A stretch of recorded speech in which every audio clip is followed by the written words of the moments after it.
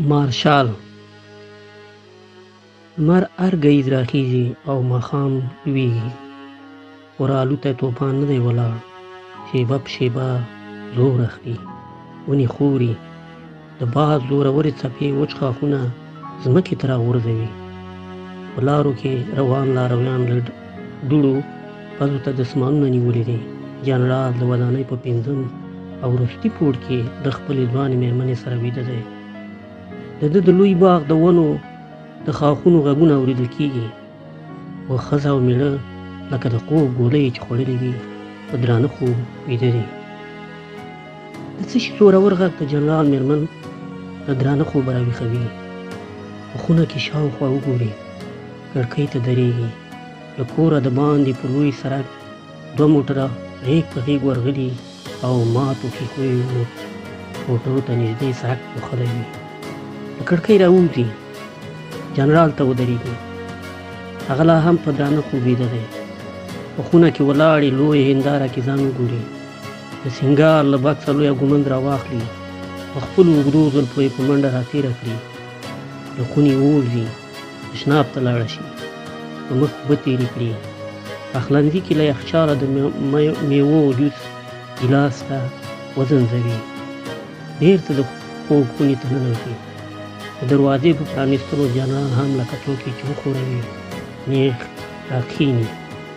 مېرمن ورغږ کړي، ما راپورته کړئ؟ نه. نو ګورې دې توپان څه حال نښلولی؟ مېرمن سړک ته لاس ونیسي. څو موټرې چپه شوي. جنرال له ځایه ولټېږي، د مېرمنې خوا ته ودرېږي، وخاندي. خو زه نه په باد پوه شوی، نه په دې ټکر او نه هم په تا. مېرمن نیغ ور وګوري. نو ته خو داسې ویده وې لکه ټول بوتل دې چې په سر رااړولی وي. نو بیا څه شي راپورته کړې؟ جنرال تا به ویل لا هم ویده وي. خوله وازه کړي، لاسونه شاته، سینه مخ ته بوځي، غځونې وکړي، له لاسونو ټکا پورته کړي. پوهېږي خفه سې نیولی وم، که نه تر سبا دې نه شوم راویښولی. له کړکۍ را په شا بېرته په خپل چپرکټ کې کښېناست. مېرمنې لا هم کړکۍ ته نږدې ولاړه وه. پوهېږي ټوله شپه مې ګډوډ خوبونه لیدل، ویښېدم او ویده کېدم، هېڅ سترګه مې نه ده پټه کړې.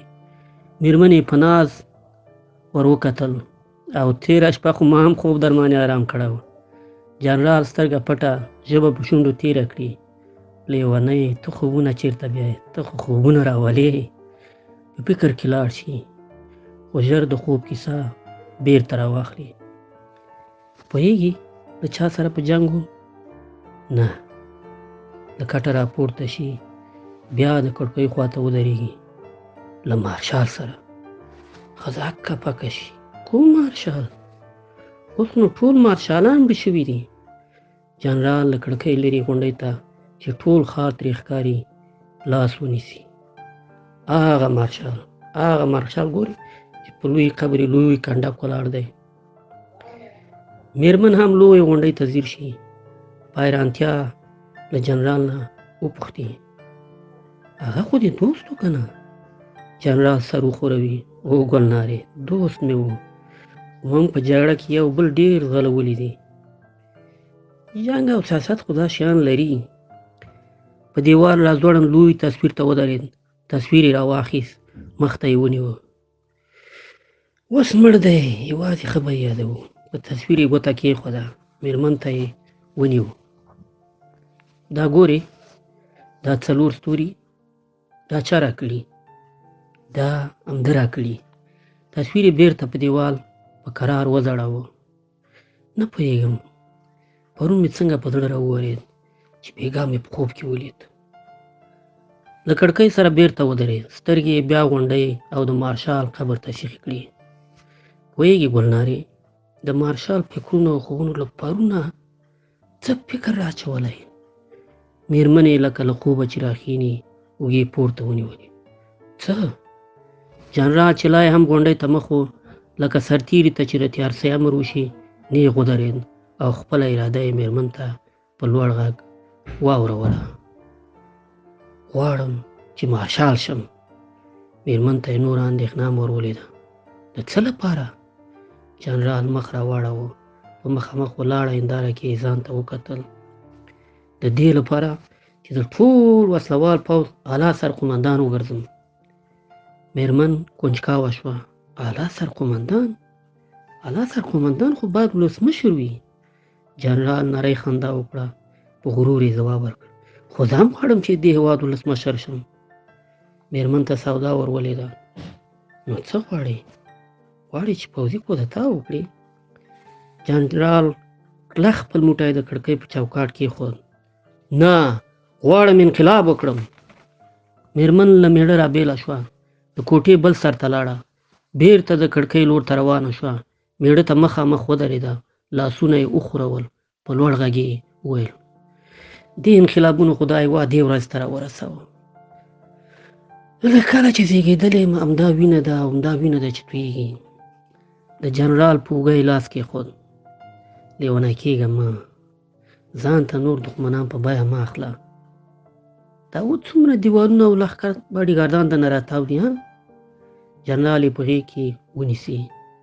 خو زه غواړم دا دیوالونه ونړوم او له ټول هېواده لوی دیوال وګرځوم چې نه کورنی دښمن وتښتي او نه بهرنی دښمن راننوځي. جنرال بېرته د هغې له غېږ لاسونه لرې کړي. اسکې غونډۍ ته ورګوري. بېرته میرمن ته مخ واړوي. ته پوهېږې ګلنار، له هغې ورځې چې مارشال له دې دنیا تللی وضعیت څومره تغییر کړی دی، څومره تغییر کړی دی. په هره کوڅه کې یو دښمن پټ دی. که وضع همداسې دوام وکړي ښایي هر دویم وګړی په دښمن واوړي. میرمن یې په خبرو کې ور ولوېږي. خو د مارشال په وخت کې هم همدا حال و. جنرال یې دلیل ذکر کړي. پوهېږي ولې؟ ځکه چې مارشال مادون او د بل په امر یې جګړه په مخ بیوه. خو زه غواړم چې جګړه په خپله پیل او پای ته ورسوم. میرمن یې په مخامخ المارۍ کې ایښي د سولې او جګړې ناول او بیا ده ته وګوري. لکه ناپلیون بوناپارت، لکه مارشال تیتو. جنرال یې بیا غېږې ته نږدې کړي. په تندي یې ښکل کړي. کټ مټ زما د تاریخ ګرانې ښوونکې، ستا په موجودیت کې به زه هېڅکله مات نه شم. میرمن یې موسکی شي. په مخ پاره ویښتان په لاس واړوي. نو ته به دا پلان څنګه پلی کوي؟ جنرال بیا غونډۍ ته ورګوري. بېرته مخ را وګرځوي. غم مه کوه، زه له ډېر وخته په دې پلان او طرحه بوخت یم او د دې لپاره مې د ملاتړو لوی لښکر چمتو کړی دی. لیونی څنګه؟ داسې چې زه به د یو لوی لښکر په ملتیا د مارشال په قبر یرغل وروړم. میرمن یې له احتیاط ټوپ وهي. ولې؟ جنرال په ورو ځواب ورکوي.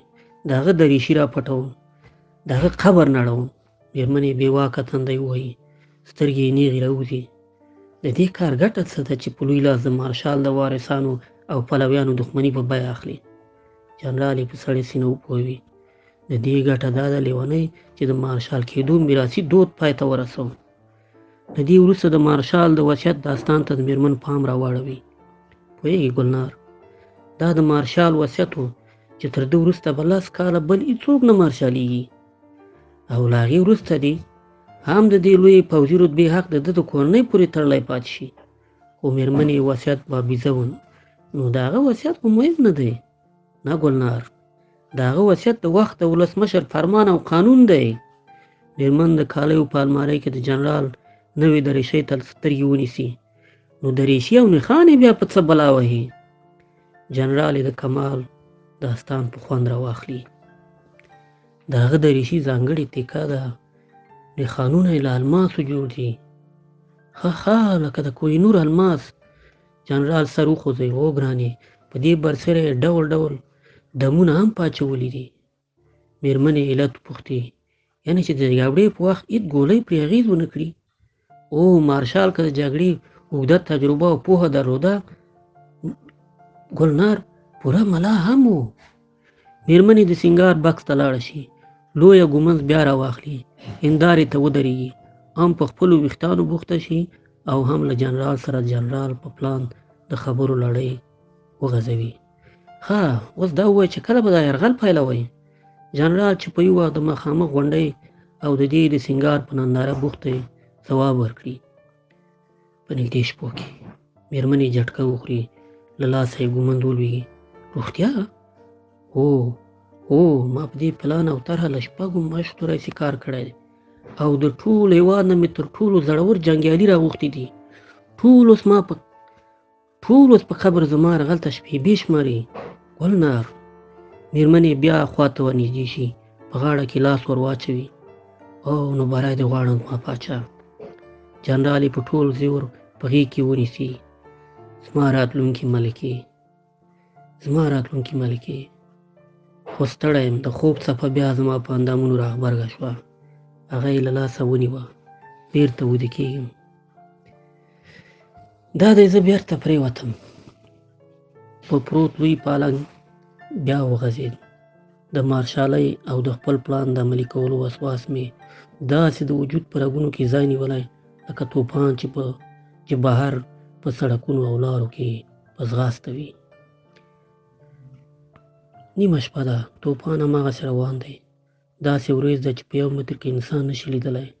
نری باران ورېږي. د جنرال لښکر د مارشال د قبر لوی غونډۍ ته راورسېدل. خلا د غونډۍ سر ته چې د مارشال د قبر لوی زیارت پرې ودانو نه ورپورته شوي چې له لرې پرې د مارشال له قبره ویرونکي غږونه راپورته شول. ګریش ونه خوځېږي. جنرال لکه یخ لرګی ځای په ځای ودرېد او داسې وویرېد لکه په قبر کې چې د نکیر منکر د پوښتنو لاندې راشي. ویره د قبر له ساتونکو نه وه، ځکه هغه ټول ویده وو او که ویښ هم وای، جنرال یې مقابلې ته پوره چمتووالی نیولی و. لکه په ځمکه چې سریښ شي. ځای په ځای ودرېد. غوږونه یې څک ونیول. سترګې یې مخامخ غونډۍ ته په ځیر ونیولې. هېڅوک یې ونه لیدل. په زړه یې وخوړه. داسې یې وګڼه لکه مړ مارشال چې مخې ته توره په لاس راشین شوی وي او اوس یې سر پرې کوي. له ویرې یې د تېښتې لار ونیوه. شاګر شو، خو چې مخ یې واړاوه هېڅوک نه و. ټول ملاتړي لکه باد چې وړي وي، نادرکه او دی یوازې پرېښی و، لکه څوک چې په مرۍ چاړه راتېروي. رپ پرې ولګېد. ځان یې په ورو منډې ته جوړاوه چې د مارشال له قبره بیا غږ راغی. ودرېږه! چېرته تښتې؟ دې غږ نور هم په ځمکه ننایست. غږ یې په ستوني کې ودرېد، خو بیا یې هم په ځان زور راوړ. بېرته یې مخ واړاوه. بیا یې هم څوک نه لیدل. په ورو یې له خولې ووتل. کور ته ځم. له قبره بل غږ راووت. په څه پسې راغلی وې چې اوس بېرته کور ته ځې؟ لکه ګونګی چې شي، نه پوهېده څه ځواب ورکړي. ژر یې خولې ته راغلل او په لړزېدلي غږ یې ځواب ورکړ. مارشال صاحب ته مې دعا کوله. او له دې سره له قبره د مړي د کړس خندا داسې ډارونکي غږونه راپورته شول چې ټوله هدیره یې په سر واخیسته. له قبره د خندا په منځ کې غږ راغی. هدیرې ته څوک په نیمه شپه دعا ته نه راځي. ووایه د څه شي پسې راغلی وې؟ په جنرال نورې خولې هم راماتې شوې. وجود یې سور ورو وګرځېده. اروا یې وتښتېده. وارو پارې خطا شو. نه پوهېده په کومه لار او څنګه وتښتي او کوم دروغ اختراع کړي چې ځان له دې عذابه وژغوري. د قبره بیا غږ راپورته شو. دروغ مه وایه. زه پوهېږم چې زما په دریشۍ پسې راغلی یې. ته غواړې هغه پټه کړې؟ د جنرال په وجود اور بلو. غږ یې په ستوني کې په ټپه ناست و. له پښو یې ساه وتلې وه. نور یې قبر ته نه کتل. سترګې یې په ځمکه کې سریښ او سر یې ځوړ نیولی و. په ورو یې لکه یو تورن چې د څارنوال پوښتنو ته د جرم د پټونې د دروغو ناکامه هڅه کوي وویل: نه صاحب، تاسې تېروتلي یاستئ. ما تاسو ته دوا کوله. له قبره بل ډارونکی غږ راپورته شو. دروغ مه وایه. ما د زړه ټولې خبرې اورېدلې دي. نه صاحب. له قبره بل غږ راووت. مه منکرېږه، خو ګوره نور دا شوق ونه کړي. په دې لیوني شوه مارشالي خپله نه کړي، جنرالي به دې هم له لاسه ورکړي. غږ ورک شو. په غونډۍ کې چوپتیا خپره شوه. خو زر له قبره بل غږ د جنرال زړه له ویرې بوټ راوویست. ګوره که زه مړ یم، هغوی لا ژوندي دي چې په زور یې ما دا رتبه ګټلې ده. هغوی چې په ژوند چاته په زور رتبې اخلي، د خپلو مړو د درجو او مرتبو د ساتلو وس هم لري. دې غږ جنرال داسې وویراوه لکه له لوی غره چې لاندې راکنډه شي. رب پرې ولګېد. په خوله کې یې لاړې وچې شوې. سر پرې وګرځېد او لکه زلزله ځمکه ترې راتاو شوه. داسې په منډه له هدیرې وتښتېد چې نور یې د هدیرې خوا ته هم اډ ونه کتل. په همدې شېبه کې له خولې لویه کړېکه راووتله. په ځان نور پوه نه شو. کلمه یې وویل: لا اله الا الله محمد رسول الله. نیغ کېناست. زړه یې په دیوال کې د راځوړند ساعت په څېر دربېده چې ویې لیدل مېرمنې په څنګ کې نشته. د زړه دربا یې نور هم زیاته شوه. شاوخوا یې وکتل، ووېرېده. په لوړ غږ یې وویل: ګلنارې! مېرمنې لکه سرتېری راورسېده. بیا لکه چې ووېرېدې، لکه څوک چې د خپلې ماتې په یادونې هم شرمېږي او هم وېرېږي. څه ووایم؟ ووېرېدم. خو تا څنګه یوازې پرېښی و؟ مېرمنې په اوږه لاس واچوي. پوهېږې، ستا د مارشالۍ فکر او خوشحالۍ که تا ته خوب دروست، له ما یې خوب وتښتاوه. ځکه خو لوی سالون ته لاړم چې کوم فلم وګورم. پوهېږې کوم فلم مې ولیده؟ نه، کوم فلم؟ ناپلیون بوناپارت. پوهېږې کومه برخه یې په زړه پورې وه؟ کومه؟ هغه برخه چې مشره مېرمنې د اروپا او افریقا د لویې برخې له نیونې له نورې جګړې راګرځوي. خدای یې په غوښتنه غوږونه کاڼه اچوي او د پولنډ د یوې شهزادګۍ عشق یې له روسیې سره د جګړې هوس راپاروي. جنرال یې خبره بشپړه کړي او ماته خوري او ټوله امپراتوري ځواب مومي که نه؟ جنرال له ځای راپورته شي، له کړکۍ بیا غونډۍ ته وګوري، مېرمن ته مخ ور واړوي. پوهېږې ګلنار چې ما هم خپله پرېکړه بېرته واخیسته. مېرمنې له خوشحالۍ ټوپ واچوي. ښه، څومره ښه. ګوره، هره جګړه تل نه ګټل کېږي. پوهېږې، غوښتل مې په دې اړه خپل مخالفت درته وښیم، خو پوهېدم چې ته یوازې خپله منې، سرزوری یې. جنرال وخندل، په سینه یې لاس کېښود. بس نور باره هر څه ستا په خوښه کوم ګلنار، بس چې زما منې راځه اول یې له دې کوټې شروع کړو. زه نور نه غواړم چې په مخامخ غونډۍ مې د مارشال په قبر سترګې ولګي. جنرال یې په غېږ کې کلکه ونیسي. زما هم نور له دې غونډۍ ویره کېږي. سر له سبا په نوي کور کې اړوو ګرانې.